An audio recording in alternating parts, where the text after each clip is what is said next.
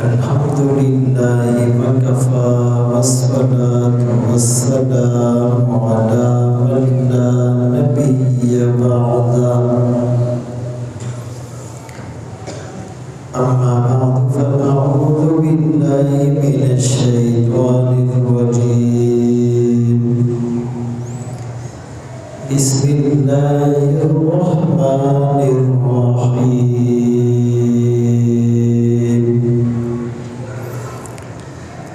ليس البر أن تولوا وجوهكم قبل المشرق والمغرب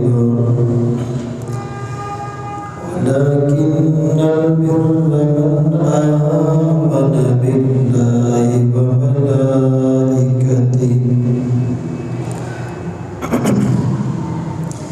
وقال النبي صلى الله عليه وسلم إنما الأعمال بالنيات وقال في مقام آخر من أحب لله وأبغض لله وأعطى لله ومنع لله فقد استكمل الإيمان أو كما قال عليه الصلاة والسلام صدق الله مولانا العظيم وصدق رسوله النبي الأمي الهاشمي المدني الكريم ونحو ذلك لمن الشاهدين والشاكرين والحمد لله رب العالمين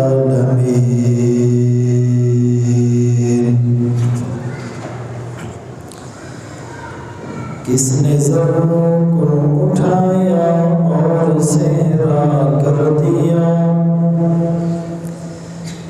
کس نے قطروں کو ملایا اور دریا کر دیا زندہ ہو جاتے ہیں جو مرتے ان کے نام پر اللہ اللہ موت کو کس نے مسیحا کر دیا کس کی حکمت نے یتیموں کو کیا در یتیم اور غلاموں کو زمانے بھر کا مولا کر دیا خود نہ تھے جو راہ پر اوروں کے ہادی بن گئے کیا نظر تھی جس نے مردوں کو مسیحا کر دیا محمد کی غلامی دین حق کی شرط اول ہے اور اسی میں اگر کچھ خامی تو سب کچھ نامکمل ہے واجب الاحترام عزیزان گرامی آپ کے سامنے قرآن کریم فرقان مجید کی ایک آیت کریمہ تلاوت کی اور سرکار دو عالم تاجدار مدینہ محمد مصطفیٰ احمد مجتبیٰ صلی اللہ علیہ وسلم کی دو حدیثیں پیش کی قرآن کریم کی اس آیت اور احادیث مبارکہ میں نیت کے اوپر بات ہو رہی ہے کہ ایک مومن اور کافر کی زندگی میں جو فرق ہے وہ نیت کا ہے۔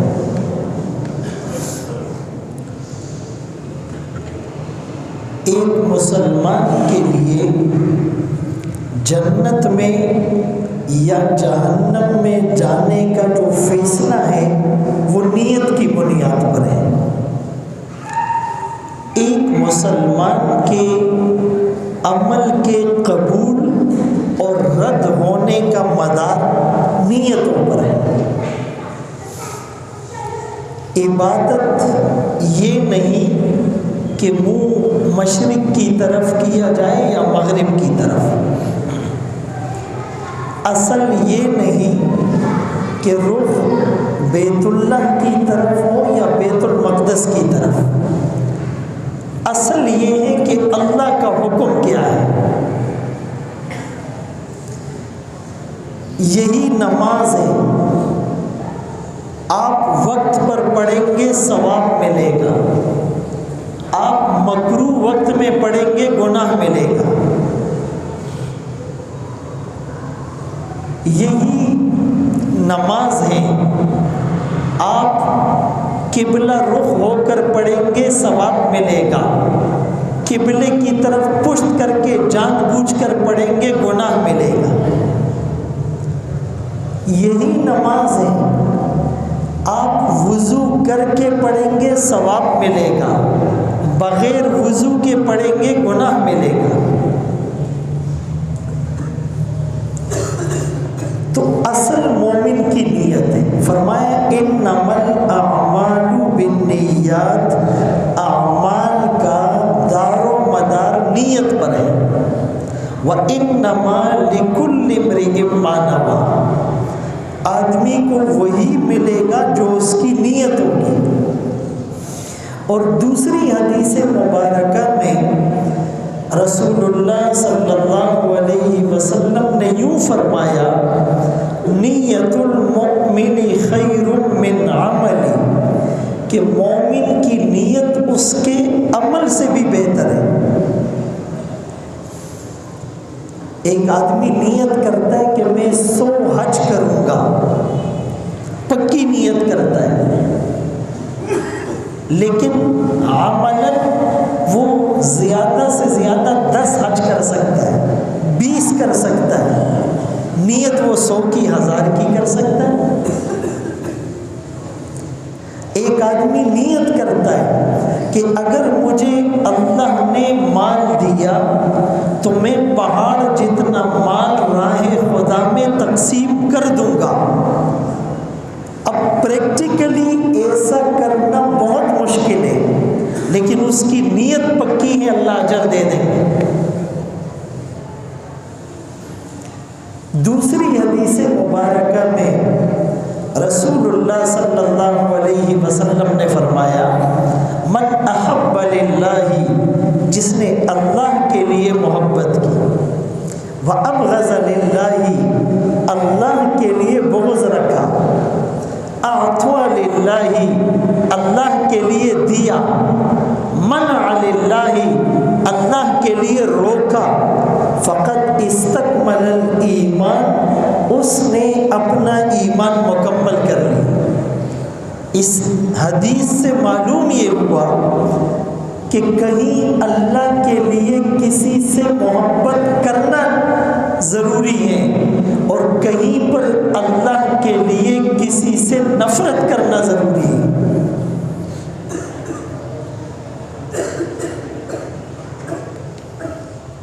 اب ایک آدمی اخلاص اور للہیت کے ساتھ چھوٹا عمل کرتا ہے، ایک کھجور کا دانہ یا اس کے برابر کوئی چیز صدقہ کرتا ہے، اللہ پاک احد پہاڑ جتنا ثواب عطا فرماتے ہیں۔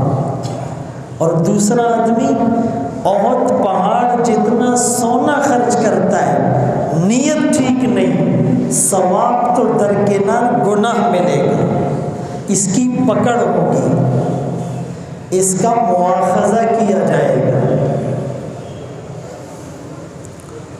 ایک آدمی غریبوں میں راشن تقسیم کرتا ہے اور کاٹن پہن کر غریبوں کے علاقے میں جاتا ہے، وہاں اس کو دھول مٹی لگتی ہے، اپنی ایئر کنڈیشن گاڑی سے اترتا ہے اور غریبوں کے بچے جن کے میلے کچیلے کپڑے ہیں انہیں گود میں لیتا ہے اور ان کے ساتھ تصویر بناتا ہے۔ کتنی مشقت کر رہا ہے، اپنے علاقے سے چل کر آیا، اپنے بستر کو چھوڑ کر آیا، اپنی اے سی والی گاڑی میں پیٹرول ڈلوا کے آیا، اپنی اے سی والی گاڑی سے اتر کر گرمی میں آیا، اور پھر اس کے کپڑوں کا کاٹن کا کلف خراب ہوا، اور پھر اس نے غریب کے اس میلے کچیلے بچے کو گود میں اٹھایا، اس کے کپڑے بھی خراب ہوئے، اس بچے سے بو بھی آ رہی ہوگی، اور یہ الٹا ان کو راشن بھی دے رہا ہے، اپنا پیسہ بھی لگا رہا ہے۔ اتنا کچھ کرنے کے باوجود اس کے دل میں یہ ہے کہ میں الیکشن میں کھڑا ہوں گا تو لوگ مجھے ووٹ دیں گے، اخبار میں میری تصویر چھپے گی، فیس بک پر میرے لائکس بڑھیں گے، انسٹاگرام پر ٹویٹر پر میرے فالوورز بڑھیں گے۔ صرف یہ نیت دل میں آئی، ایک طرف کتنے بڑے کام، دوسری طرف ایک چھوٹی سی دل کی سوئی وہ چینج ہو گئی، اس کی ڈائریکشن چینج ہو گئی، سب کچھ گیا، بلکہ اس کو قیامت کے دن اوندے منہ جہنم میں ڈال دیا جائے گا۔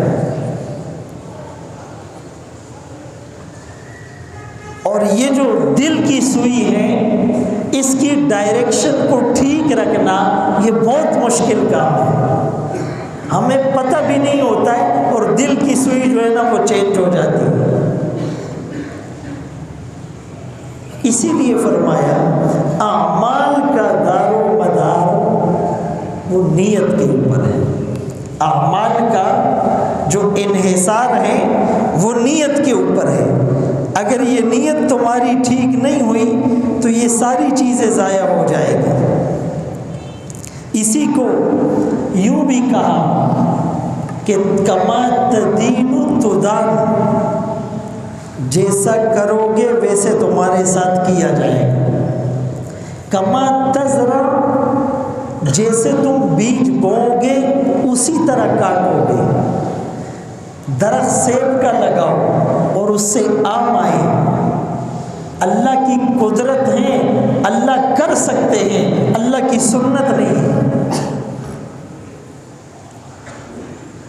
کما تفعل یفعل بک، جیسے کرو گے ویسے تمہارے ساتھ کیا جائے گا، جیسی کرنی ویسی بھرنی۔ اب راستہ تو ایک تھا، موسیٰ علیہ السلام پار نکل گئے، فرعون اپنے لاؤ لشکر سمیت ڈوب گیا، راستہ تو ایک ہی تھا نا۔ اسی راستے سے حضرت موسیٰ علیہ السلام اور ان کے ماننے والے پار ہو رہے ہیں، اور اسی راستے پر فرعون اور اس کی فوج ڈوب رہی ہے، غرق ہو رہی ہے۔ راستہ تو ایک تھا،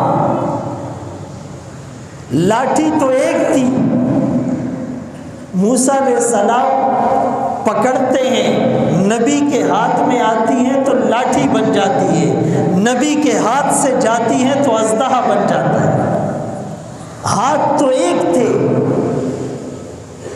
کسی کے لیے اٹھتے ہیں تو دعا نکلتی ہے، اور کسی کے لیے اٹھتے ہیں تو بد دعا نکلتی ہے۔ اسی لیے مومن کو ہر عمل سے پہلے اپنی نیت کو ٹٹولنا ہے، یہ کام کس کے لیے کر رہا ہوں۔ عمل کے دوران اپنی نیت کو چیک کرنا ہے، اس میں کوئی فرق تو نہیں آیا، سوئی ادھر ادھر تو نہیں ہوئی، اور عمل کے بعد بھی اپنے دل پر توجہ ڈالنی ہے کہ اب بھی کوئی شہرت اور نام و نمود کا جذبہ تو نہیں آیا۔ اخلاص، فقیہ ابو اللیث سمرقندی رحمۃ اللہ علیہ، کسی نے پوچھا حضرت آپ نے اخلاص کہاں سے سیکھا؟ فرمایا ایک چرواہے سے جو بکریاں چراتا ہے، وہ اپنے ریوڑ کے بیچ میں ہے، نماز کا وقت ہوتا ہے، وہ کھڑے ہو کر اذان دیتا ہے، پھر مصلی بچھا کر نماز پڑھتا ہے، پھر وہ خوب الہام ازاری سے دعا مانگتا ہے۔ اب اس کے دل میں یہ نہیں آتا کہ یہ جو میرے آس پاس بکریاں ہیں اور ریوڑ ہیں یہ مجھے اپریشیٹ کریں گے، یہ مجھے اچھا سمجھیں گے، یہ مجھے ایوارڈ اور ریوارڈ دیں گے، یہ مجھے انعام اور صلہ دیں گے، یہ کہیں گے ہمارا مالک تو بہت اچھا ہے۔ نہیں، اس کے دل میں یہ خیال نہیں آتا۔ فرمایا جیسے بکریوں کے بیچ میں کھڑے ہو کر دل میں یہ خیال نہیں آتا، دل کی سوئی صرف اللہ کے ساتھ لگی ہوئی ہے۔ ہم انسانوں کے بیچ ہوں، ہم ہزاروں کے بیچ ہوں، ہم مزاروں کے بیچ ہوں، ہم بازاروں کے بیچ ہوں، ہم مرغزاروں کے بیچ ہوں، ہمارے دل کی سوئی اللہ کے ساتھ جڑی ہوئی۔ بیٹھا جو تیری یاد میں گوشہ نشیں ہو کر، تو اپنا بوریا بھی تخت سلیمان تھا۔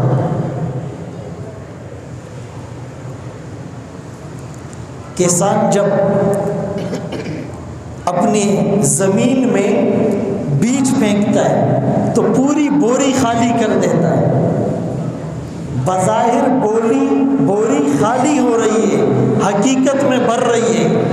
اسی بیج سے پھر کومپل اور پھر فصل اور پھر گندم اور پھر جو اور پھر چاول اور یہ چیزیں آئیں۔ حقیقت میں وہ بوری بھر رہا ہے، ظاہر میں وہ بوری خالی کر رہا ہے۔ مومن اللہ کے راستے میں دیتا ہے، بظاہر مال کم ہو رہا ہے، حقیقت میں مال بڑھ رہا ہے۔ ما عندکم ینفد وما عند اللہ باق، جو تمہارے پاس ہے وہ ختم ہو جائے گا، جو اللہ کے پاس ہے وہ باقی رہے گا۔ رسول اللہ صلی اللہ علیہ وسلم گھر میں آئے اور ایک بکری کو ذبح کیا صدقے کی نیت سے۔ تھوڑی دیر کے بعد آپ نے فرمایا اس کو تقسیم کرو۔ پھر تھوڑی دیر کے بعد کہا کتنی بچی؟ کہا جی بس ایک دستی اور ایک بازو بچا ہے، باقی سب ختم ہو گئی، تقسیم کر دی۔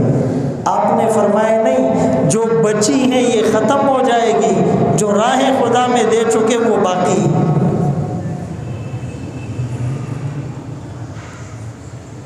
فوراً توجہ کو اس طرف موڑا، آخرت کی طرف۔ ابھی 2020 کا سال ختم ہو رہا ہے، ابھی کچھ ہی یعنی بظاہر تو 11 مہینے ہو گئے لیکن پتہ نہیں چلا۔ جس سے کچھ دن پہلے ہم نے بیان کیا تھا کہ 2019 ختم ہو رہا ہے، 20 شروع ہو رہا ہے۔ آج ہم کہہ رہے ہیں کہ 20 ختم ہو رہا ہے، 21 شروع ہو رہا ہے۔ کس کی زندگی میں 2021 کا سورج طلوع ہوگا اور کوئی اس سے پہلے دنیا سے چلا جائے گا؟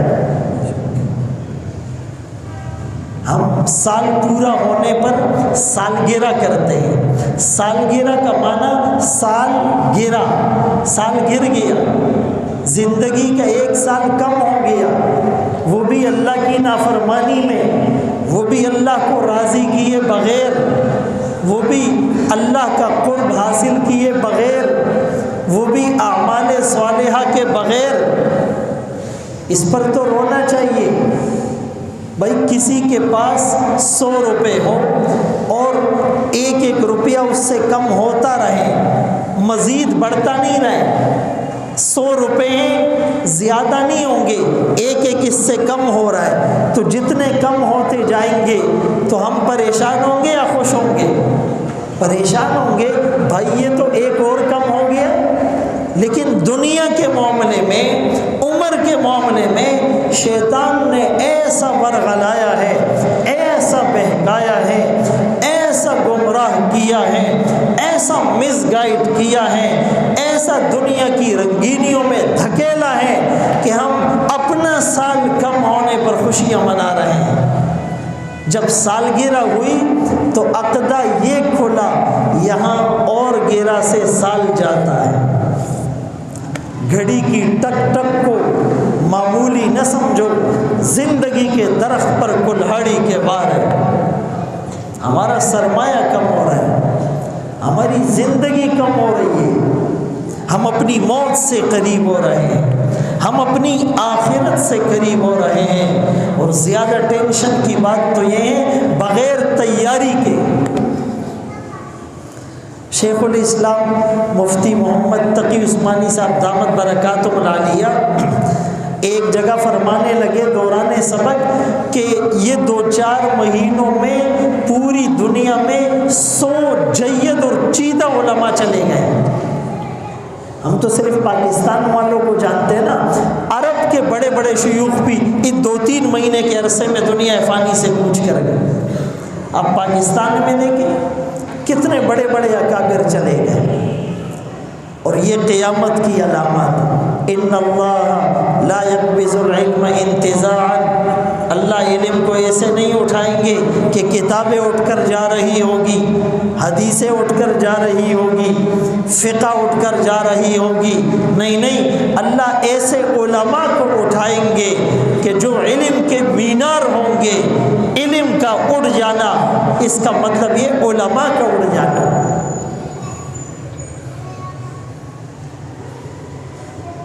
اور ہم اپنی رنگینیوں میں کھوئے ہوئے ہیں۔ ہر عالم کے جانے کے بعد یہ کہ اتنا بڑا عالم تھا، امت کا بڑا نقصان ہو گیا، یہ تو پوری امت کا سرمایہ تھا، اور یہ تو اللہ کا ولی تھا، اور یہ تو ولی کامل تھا، اور یہ تو شیخ القرآن تھا، اور یہ تو شیخ التفسیر تھا، اور یہ تو شیخ الحدیث تھا، اور یہ تو فقہ کا پہاڑ تھا، اور یہ تو علم کا سمندر تھا، اور یہ تو تقوی کا مینار تھا، اور یہ تو جنت کی طرف لے جانے والا تھا، اور یہ تو امت کا محسن اور مربی تھا، یہ تو بہت بڑا مبلغ تھا۔ دنیا اس کے ہاتھوں پر مسلمان ہوئی، بعد میں کہتے ہیں، لیکن جب تک وہ زندہ ہوتے ہیں کوئی قدر نہیں ہوتی۔ بڑے بڑے عالم آ رہے ہیں، ہمارے پاس ان کی بات سننے کے لیے وقت نہیں۔ بڑے بڑے عالم آس پاس موجود ہیں، اپنی دکان چھوڑ کر ان کے قدموں میں جا کر ان کی صحبت اختیار کرنے کا ہمارے پاس وقت نہیں۔ ایک کتبے پر لوگ پھول چڑھاتے ہیں، تو اس پر ایک جملہ لکھا ہوا تھا کسی انگریز نے کہ why do we wait till a person die, کہ ہم اس کے پھول پہنانے کے لیے اس کی موت کا انتظار کیوں کرتے؟ جب تک زندہ ہوتا ہے تو ہم غیبت کرتے ہیں، ہم حسد رکھتے ہیں، ہم بغض رکھتے ہیں، ہم اس کو برا کہتے ہیں، ہم اس پر تنقید کرتے ہیں، ہم اس پر اعتراض کرتے ہیں، ہم اس کی خامیاں ڈھونڈتے ہیں۔ اور جب دنیا سے چلا ہے بھیا ڈیر خسڑے، دنیا سے چلا گیا کہ تو بہت اچھا آدمی تھا، بس وہ ہم سے چلا گیا۔ تو بھائی یہ کہانیوں والی باتیں نہیں ہیں، زندگی میں قدر کی جائے، علماء کا احترام کیا جائے۔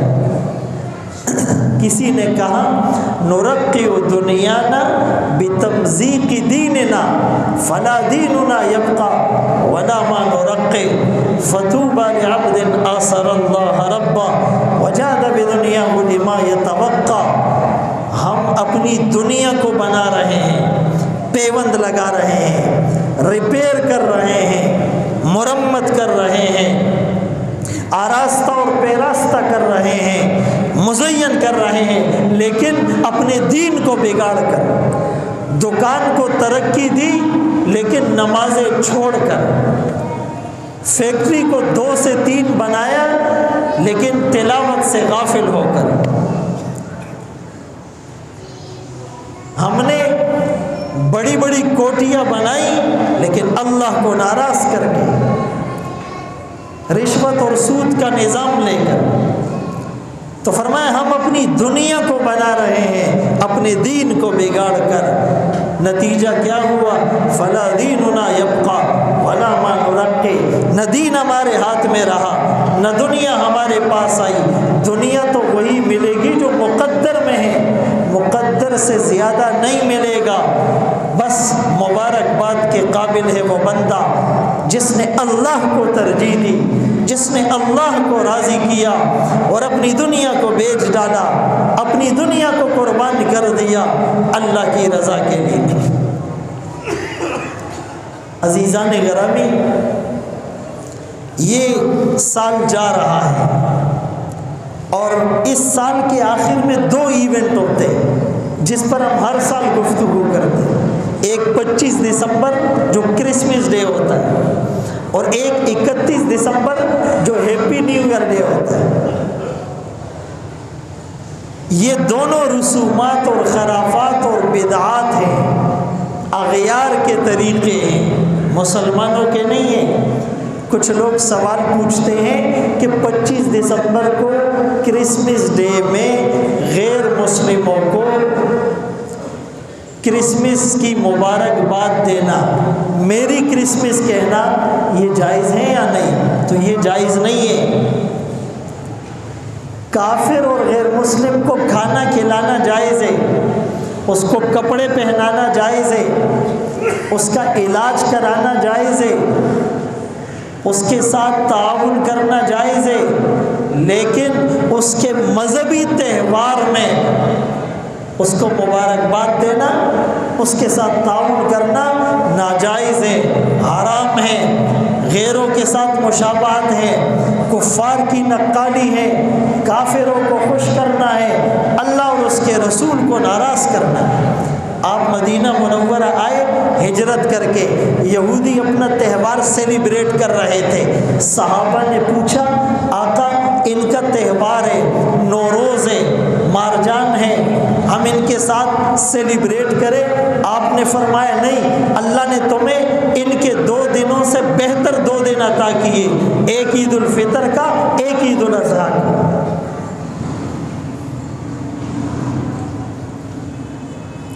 تو یہ ان کا تہوار، اس میں مذہبی اعتقاد ہے۔ کرسمس ڈے اور میری کرسمس، ان کا عقیدہ یہ ہے کہ 25 دسمبر کو عیسیٰ علیہ السلام پیدا ہوئے، اور نعوذ باللہ یہ عیسیٰ علیہ السلام کو خدا کا بیٹا مانتے ہیں۔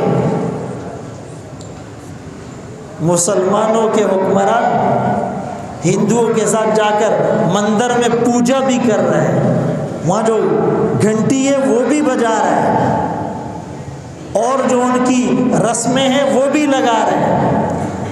کرسمس ڈے میں ان کے ساتھ جا کر سیلیبریٹ کرتے ہیں، اور پھر ہم کہتے ہیں اللہ اکبر، ریاست مدینہ آ جائے، الیکشن آتا ہے تو ووٹ پھر ہم ان کو دیتے ہیں۔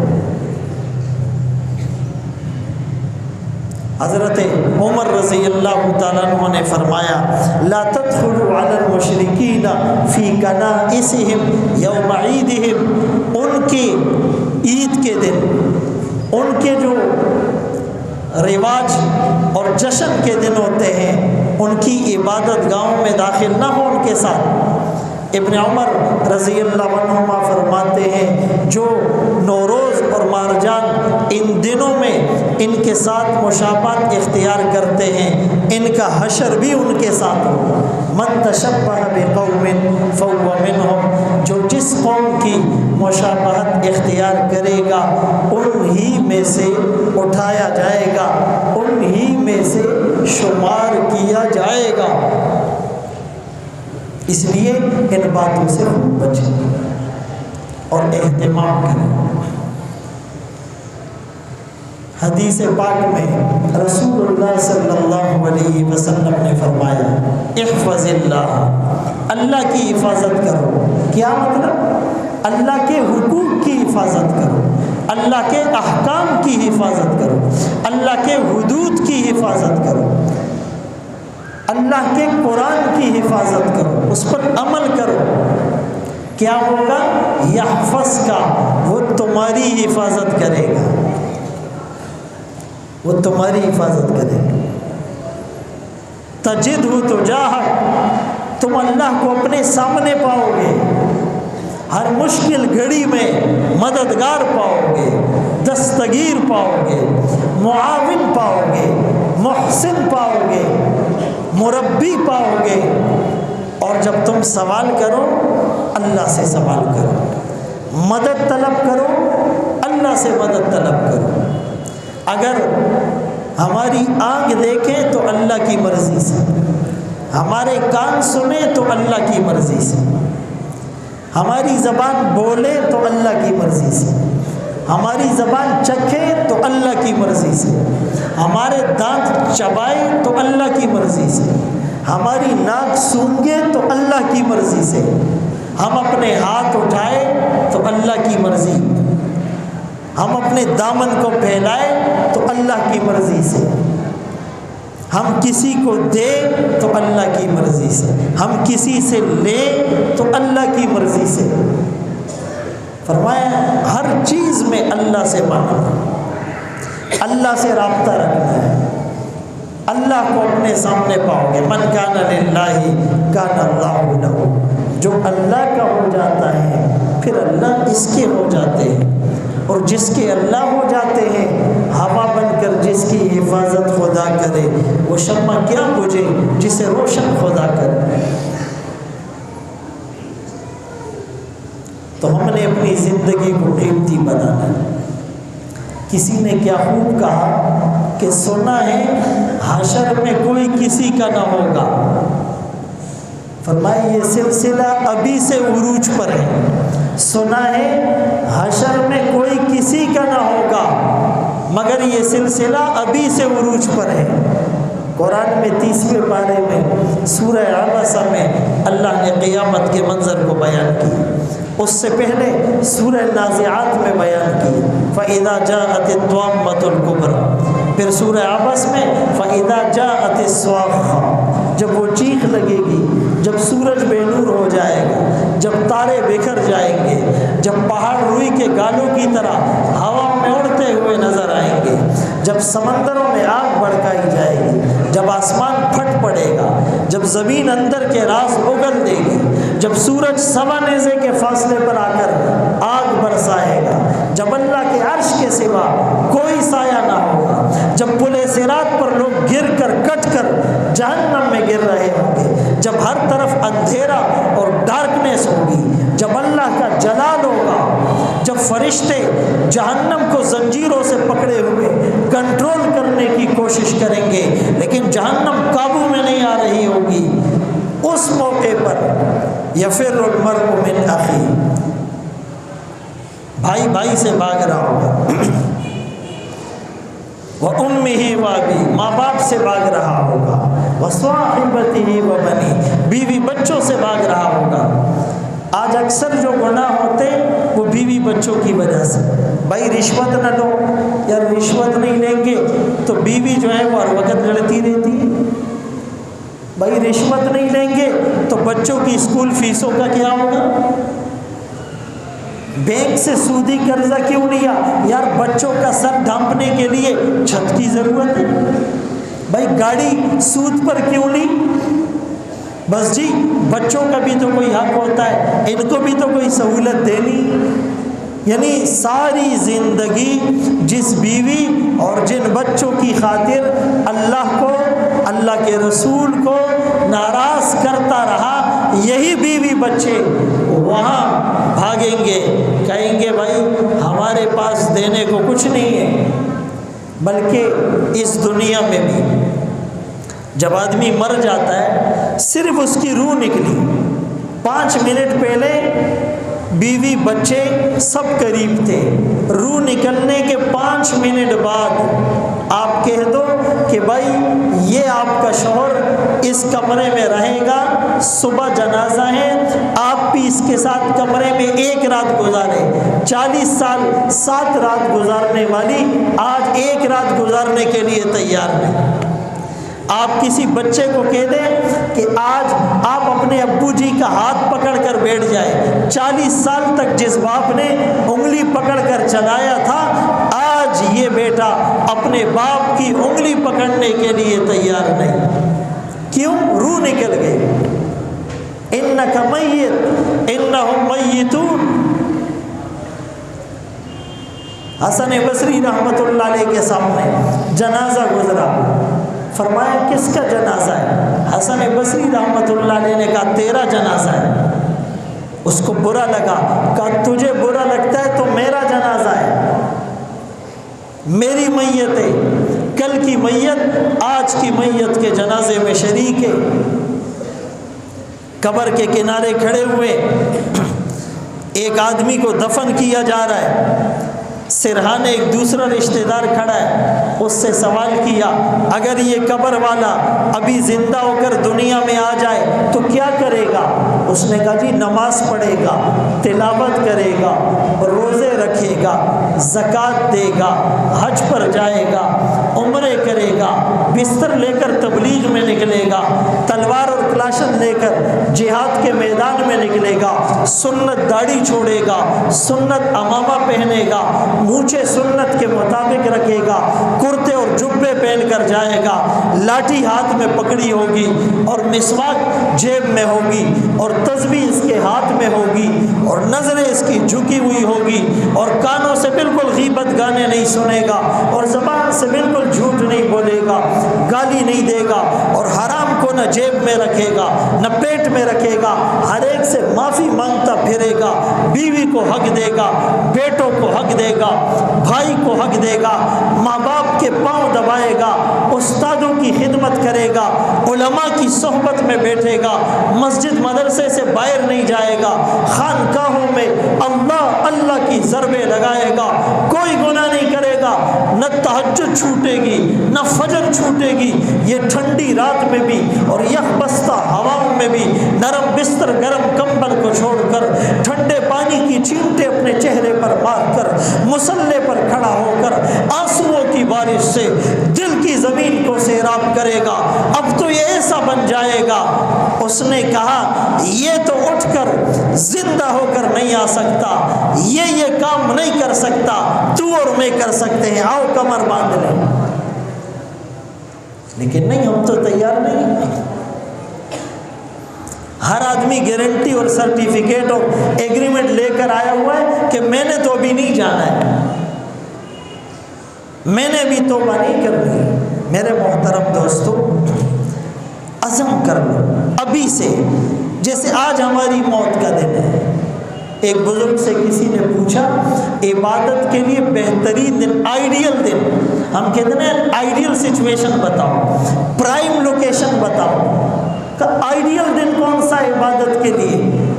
بھائی ہم سے پوچھو، ہم کہیں گے جمعے کا دن، ہم کہیں گے شب جمعہ کی رات، ہم کہیں گے 27ویں شب، ہم کہیں گے رمضان کا دن، ہم کہیں گے آخری عشرہ، ہم کہیں گے 27ویں شب، ہم کہیں گے اعتکاف کا دن، ہم کہیں گے تبلیغ اور اللہ کے راستے میں نکل کر جو عبادت کی جائے، ہم کہیں گے میدان جہاد میں سرحد پر دشمن کے سامنے لڑتے ہوئے جو عبادت کی جائے، ہم کہیں گے فنا بزرگ کی خانقاہ میں، ہم کہیں گے ریاض الجنہ میں، ہم کہیں گے بیت اللہ میں، ہم کہیں گے مقام ابراہیم پر، ہم کہیں گے اس مزار میں، اس مزار میں۔ لیکن اس بزرگ نے کہا عبادت کے لیے آئیڈیل دن موت سے ایک دن پہلے کا دن، موت سے ایک دن پہلے کا دن۔ اس نے کہا حضرت ہمیں کیسے پتہ چلے گا ہماری موت کا دن کون سا ہے؟ فرمایا ہر دن کو آخری دن سمجھ کر عبادت کرو، مزہ آ جائے گا۔ تو ہم یہ نیت کر لیں، اور اب سے یہ جو باتیں میں نے کی ہیں، سر کے بالوں سے لے کر پاؤں کے ناخن تک سنتوں کو اپنائیں، چھوڑے دنیا کو، چھوڑے دنیا والوں کو، چھوڑے رشتہ داروں کو۔ خدا کی قسم کوئی کام نہیں آئے گا۔ ہمارے لیے سب سے بڑا وفادار ہمارا باپ نہیں، ہماری ماں نہیں، ہماری بیوی نہیں، بیوی کا شوہر نہیں، ہمارے بچے نہیں، بچوں کے ماں باپ نہیں، بھائی کے لیے بہن نہیں، بہن کے لیے بھائی نہیں، استاد کے لیے شاگرد نہیں، شاگرد کے لیے استاد نہیں، آقا کے لیے نوکر نہیں، نوکر کے لیے آقا نہیں، چچا کے لیے بھتیجا نہیں، بھتیجے کے لیے چچا نہیں، ماموں کے لیے بھانجا نہیں، بھانجے کے لیے ماموں نہیں، پڑوسی کے لیے پڑوس نہیں، دوست کے لیے دوست نہیں۔ ہمارے لیے سب سے بڑا وفادار آمنہ کا لال، عبداللہ کا نور نظر، مکہ کا در یتیم، سرور کائنات، شافع محشر، وجہ کائنات، افضل الرسل، سید الانبیاء، سید الاتقیاء، امام المجاہدین، امام المبلغین، والا علی کمالی جمالی نوالی عطائی ثنائی بیانی شانی، قرآن محمد منور مطہر معزز اعلیٰ عرفہ اکمل کامل نبی، جس کے چہرے کو رب نے والضحیٰ کہا، جس کی زلفوں کو رب نے واللیل اذا سجا کہا، جس کی عمر کی رب نے قسم اٹھائی، جس کے شہر کی رب نے قسم اٹھائی۔ ہمارے لیے سب سے زیادہ اگر وفادار ہیں وہ آمنہ کا لال ہیں۔